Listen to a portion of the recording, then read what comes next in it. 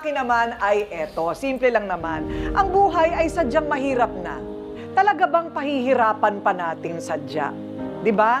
Kung ito naman ay pwede nating pagaanin. Ayon. Ang prinsipyo ko ay umiwas sa away. Kung mahinahon namang pwedeng pag-usapan. Okay? At respetuhan sa trabaho, paliwanagan na malinaw, patas na hatian, utang ng loob, ang pag-iisip sa kinabukasan, lahat yan mga values yan. Kung lahat yan iisipin natin, lahat yan ay kasama sa formula para sa mas maaliwalas na paghahanap buhay, lalo na sa larangan ng kasiyahan at pagpapatawa. Tama? Correct? Correct?